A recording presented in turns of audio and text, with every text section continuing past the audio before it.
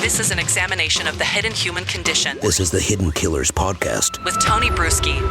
It's always kind of concerning when you have a group of three sisters that are plotting to kill. I mean, what comes to my mind is hocus pocus, honestly.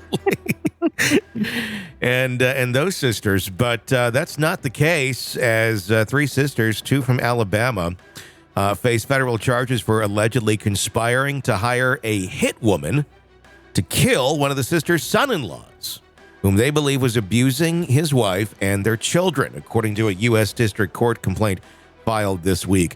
Mitzy Gaye Smith, 54, of Fairhope, Alabama, Sandra Kaye Grimes, a.k.a. Sandra Kaye Johnson, 57, of Niceville, Florida, and Judy Owen, 61, of Silverhill, Alabama, accused of plotting to kill Raul Eduardo Mena. They believe Mena was abusing Sandra Grimes' daughter, Irma Nichole Bauer, and her children, and drugging Bauer to force her into sex with others, as detailed in court records. So I'm going to say this here, and I don't know the rest of the story yet, but if that shit was going on to one of my kids, I would probably try and hire a hitman too, or just do it myself, quite honestly.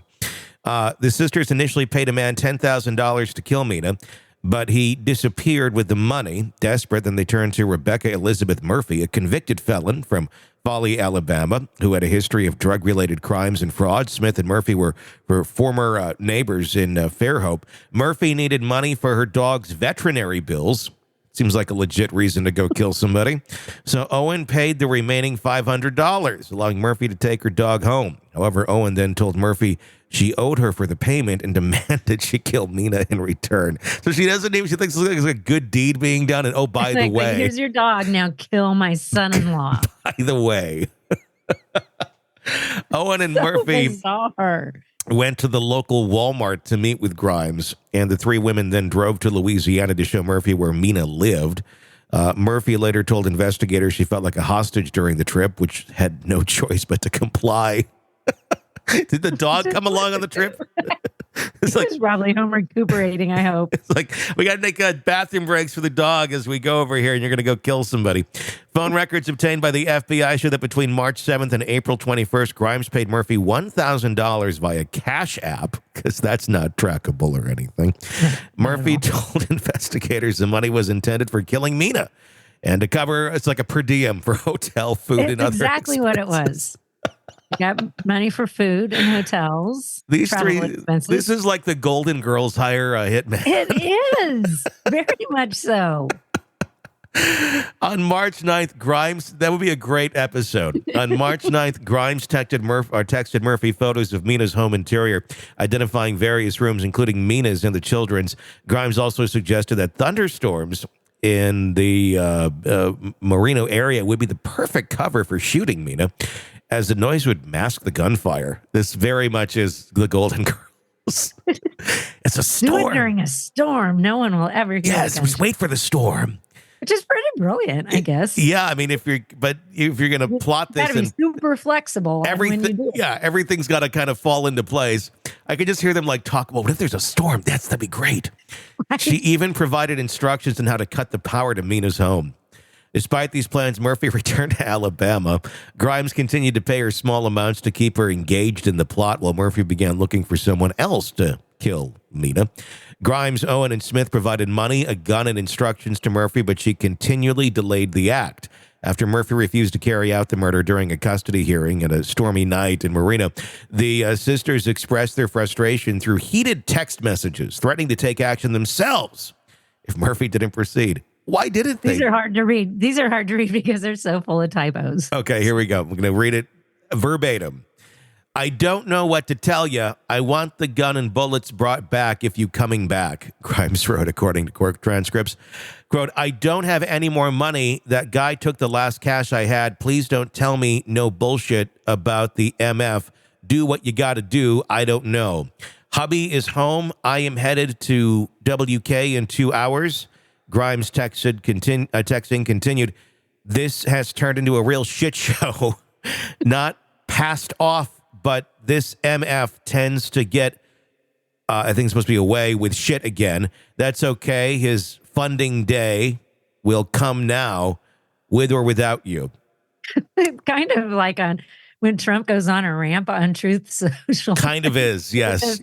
Spewing the words. This doesn't make a lot of sense. Grimes again worked to convince Murphy to go through with the murder, saying, you stab him in the heart at the door or shoot his ass in the heart or face at the what the F can he do, she wrote. Far as MF messing with them kids, yes, I know the bastard is. I've been saying this. I could not get anyone to listen. I am on my verge of going postal on his ass. On March 22nd, Grimes texted Murphy telling her if Murphy didn't kill Mena, then I will go and do the shit my damn self. She included screenshots of confrontational text messages between Mena and Bauer, apparently hoping to further motivate Murphy. A day later, Owens texted Murphy, reminding her of the money that they had already paid, saying, if you not go do nothing, we want our money back. We got better places to put it, Owens wrote. I'm the one who paid for your dog. My friend who works for the vet knows I paid. I want progress or my money back, or my money you pick. Owens ended the text with an angry-faced emoji. Nothing says go kill somebody more than an angry-faced emoji. Like if you didn't do fuck, there's an emoji that's angry. Yeah, I'm angry. Now I got to do this. Yeah, there's no way around it now. That angry face emoji, shit, that just puts the fire under my ass. Murphy continually reported the plots to authorities. Federal agents filed the criminal complaint last week, and the sisters made their initial court appearances on Tuesday. They face charges of conspiracy to commit murder for hire, conspiracy to transfer a firearm for use in a violent crime, and use of interstate commerce for a murder for hire scheme. Each charge carries a potential 10-year prison sentence.